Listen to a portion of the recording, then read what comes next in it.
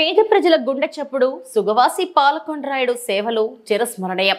రాయలసీమ రారాజు, ప్రజానేత, మాజీ ఎంపీ, మాజీ ఎమ్మెల్యే శ్రీ సుగవాసి పాలకొండరాయుడు సంస్కరణ సభ మంగళవారం సాయంత్రం కొత్తపేట రామాపురంలో ఘనంగా జరిగింది. ఈ కార్యక్రమంలో ముఖ్య అతిథిగా రాష్ట్ర టీడీపీ కార్యనిర్వాహక కార్యదర్శి, టీటీడీ మాజీ పాలక మండలి సభ్యులు శ్రీ సుగవాసి ప్రసాద్ బాబు పాల్గొన్నారు. ప్రజల ఆహ్వానానికి స్పందనగా రామాపురం మంగళ కాలనీ, తొగట కాలనీ వాసులతో కలిసి ఆయన పాలకొండరాయుడు చిత్రపటానికి పుష్పాంజలి ఘటించి నేస్తంతో నివాళులు అర్పించారు. మా తండ్రి గారు, మీ పెద్ద ఆయన పాలకొండరాయుడు గారు మరణించి ఖచ్చితంగా నెల దగ్గర అవుతుంది. ఈరోజు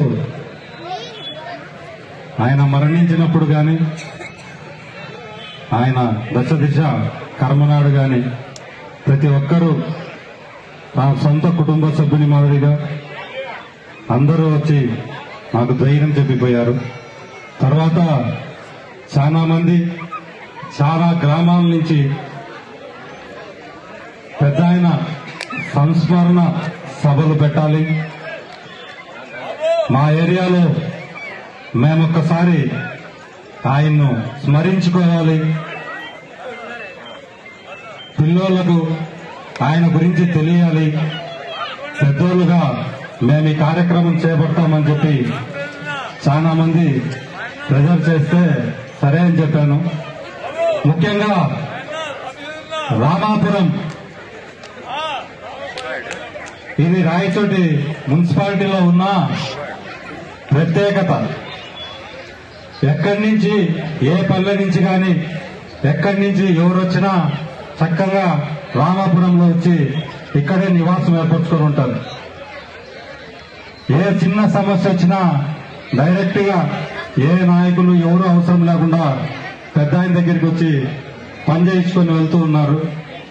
అలాంటి ప్రజలుండే ఈ ఏరియా ఎంత అంటే పాలకొండరాయుడు గారు రాజకీయాల్లో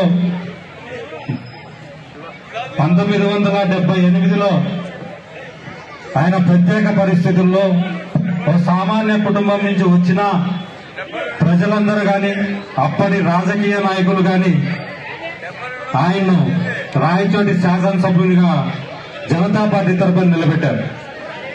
ఆ రోజు మడక గుర్తు మీద దాదాపు 2000 చిల్లర 3000 ఓట్లతో తొలిసారి శాసనసభ్యుడిగా ఎన్నికయ్యారు 1978లో. తర్వాత 1983లో మళ్లీ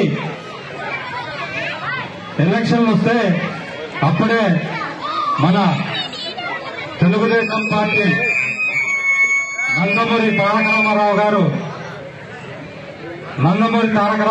తెలుగుదేశం పార్టీని స్థాపించారు. అందరూ నిశ్శబ్దంగా ఉండాలన్నా. కానీ ఆ రోజు పాలకొండరాయుడు గారికి ఏ రాజకీయ పార్టీ కూడా అసెంబ్లీ టికెట్ ఇవ్వలేదు.